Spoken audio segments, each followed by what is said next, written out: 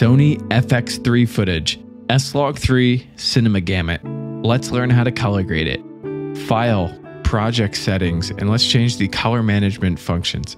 Color science, change it to DaVinci RGB color managed. Make sure broadcast save is turned on. Now click on clips, right click on the clip that you want to convert. Go to input color space and change the color space to the correct color space. And there we go. Boom. And you could be done here, but we're going to keep on going. So let's just keep on adding some nodes here. That'll be fine for now. We might change some things. Let's go with 1.5. Now we're going to do exposure first, then white balance, and then we'll go from there. Let's do 0.6. Now I basically do these same changes every single time. And if you wanted to leverage these same changes, you could go to gallery power grades and then right click apply power grade. And then you got all the stuff that you want to do. And you can save things like this. That way you get a quick head start. But we're doing this from the beginning, guys, because I don't know where you are at in your journey. So we're going to bring this gamma up right around here. And then let's add some saturation to like 70. For now, that's probably going to come back down. -5 before and after. Let's go to HDR next before we fix our white balance, because we want to bring those highlights down, those lights down. This preserves some of the skin. And then shadows, we're going to bring those up to 0.15. So we have 2 nodes before and after. You could be done here. That looks fine. No one's going to complain about that. But to take it to the next level, we're going to take our white balance. Watch what happens. You think this is white balanced? When I take this eyedropper and hold it over, I can see the red, green, and blue values on the numbers. We have 190, 204, and 212. That tells me that there's not enough red. So if I click on the dress at a place where it should be white, that should be basically white. Now you can click on multiple points on the dress to make sure you get like the right white balance, but essentially this seems more accurate. We have a little bit of red that we pushed and then a little bit of magenta that we pushed in here, and that's looking balanced. We have red, green, and blue completely balanced.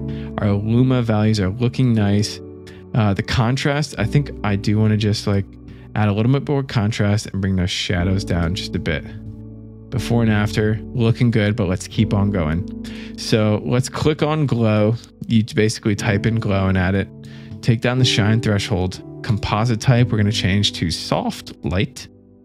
And then from there, we want to pull up our keyer. And to the luminance values, change your highest off to 16. These values will stay the same throughout the entire process. That's basically what I do for every single clip. And that adds this glow effect to just certain aspects. As you can see here, it just adds the glow effect to certain aspects of it. Next, we're going to do the vignette. So let's get the vignette pulled up, zoom out so we can see it, drag it over our couple, and then dial it in just to surround our couple, invert it. And if you want to see what you're doing, you can add some like weird colors in here like this, just to see what you're affecting. That's kind of what I do. It's got like a cheat code kind of thing. That looks fine, but I'm still getting some of the white of the dress. I want to stretch it out a bit. Let's reset that. And let's just go ahead and bring our highlights down. We'll zoom in so we can see what we're doing here. Before and after, take the mid-tone detail out because we want to soften it up a little bit. We'll come back into contrast and add mid-tone detail, 25. That's going to sharpen it up. It's kind of like the clarity effect in Lightroom, if you're used to Lightroom. Next, we want to go to our curves, click on these 3 little dots and change it to editable splines. You click on the top dot and one will appear. Drag it up until your highlights are like right around 87.5. Before and after, it's not a huge difference, but it's just enough to make a difference. These skin tones I am concerned about, and we're going to get there. I'm going to go to my last node here, and I'm going to add an effect. It's called film grain. So if you type in film grain, it'll pop up. And essentially, I just want to take that and drag it on to my last node right here. You feel free to pick any one you want to. I actually enjoy the 16mm 500T. Now, I'm not going to really change any of these settings, but you can feel free to experiment if you want to. This last node here, that's actually going to be sharpness. So I'm going to go to this little eyedrop triangle, make sure it says blur, and go to any of these channels. It could work with any of these because they basically act together. So we're going to go to 0.47, just enough to sharpen up the image. And this is looking good, but we are not done yet. So we're going to take all of this stuff, drag it up here. We're going to take all this stuff, drag it down here. We're going to go Option S and then Option P. And now we have a parallel node. So this one is going to actually act for our jacket here.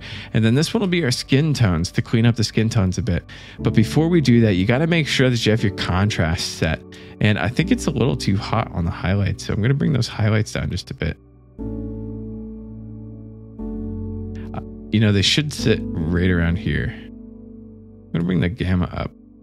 There we go. That's looking good. All right, let's start on the jacket. Bring up your keyer. Shoop.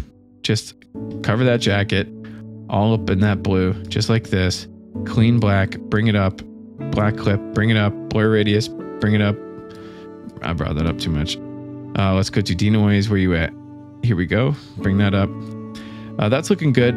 Turn up to soft. And now we're going to go to width and just start bringing this up until we get most of the jacket back. And then the rest is happening over here. So boom, let's adjust some of these little details. It looks like I still need some of the lows in there. So right around here. Let's take that width. We're going to bring it here and then highs. Low soft. There we go. Now the jacket's looking pretty good, but we're affecting the rest of the stuff. You can keep refining that mask and just keep playing around with it. I'm going to do this the quick way. I'm going to mask around our subject and then just track that bad boy because DaVinci does it so quick. Watch this. I can't even reach down to take a sip of my bourbon. I guess I did, but I didn't do it before it finished. All right. Next, we're going to turn off the little magic wand, turn off our little keyer right here, and you'll notice that you can shift this around as much as you possibly want to. But we just want to add some blue. We want to shift the blue to match with the green and the rest of the environment.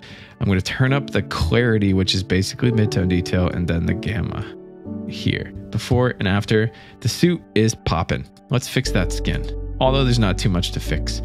We're going to go to our keyer one more time, turn on this little magic wand, and then go to the keyer, shoop, and basically just key the skin. Now, we have pink to worry about here. You have this person's skin to worry about here. It's like, what are we working with here? You know, it's like we're going to just highlight all of it and then dial it back with these settings. So we're going to go to clean black, turn it up, black clip, turn it up, blur radius, turn it up, click on 2 and turn up that denoise. Soften it up, add some width, and we are right there. Okay, cool, cool, cool. Low soft, crank it. Low, crank it. That's getting most of it. And then just dial this stuff in. Look at that. Looking pretty good. Now, trust me, this is not like as clean as you can get a key. There's a lot of other things you can do to get a key, but we're trying to do this fast and efficient because money is time, time is money. So we're going to actually draw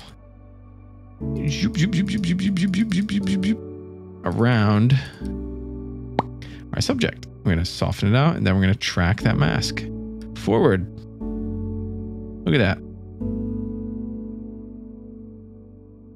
Perfect. Now check this out. If we added like a ton of like random colors like this, then it's kind of like they're a Smurf.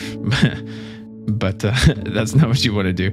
All right. Anyway, so let's adjust the skin tones a little bit. We need our vector scope for that. And let's pull our curves back up.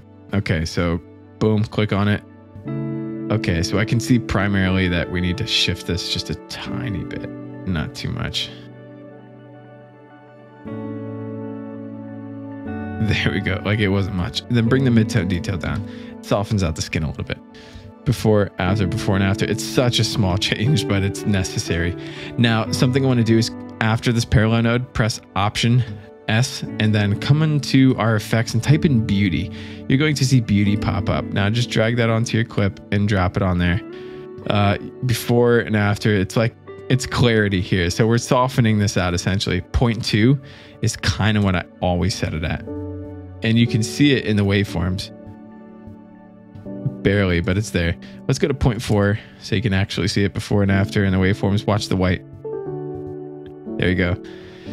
So this does soften out the skin just a little bit. I'm going to go to 0.3 because that's fine.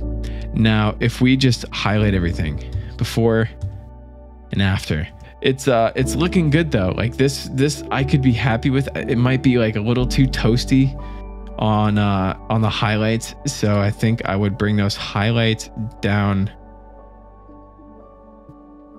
just a bit, like right around there.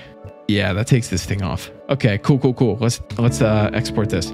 So we go to our Cinema Pro preset where we clicked on these 3 little dots and created a preset and went from there. But if you don't know how to do this, let's just go to ProRes Master. We're at video. We're gonna go to ProRes 422, use constant bitrate, and let's go to, these should be turned on down here. Force sizing to highest quality, then force debate to highest quality. This should be turned on. Your color space tag should be P3 DCI, and your gamma tag should be Rec 709. This fixes that gamma shift that you're probably too concerned about if you haven't ran into it already. File, I like to do individual clips. Source name, use unique file names. Make sure the audio is turned off. Browse, downloads, that's where I want to save it. Add it to render queue, zoom out so you can see it if you want to, and then just render it. And then you are completely done with rendering and exporting and color grading your Sony FX3 footage. That's how I do it, guys. If you found this video helpful, like, comment, subscribe, and I'll see you in the next one.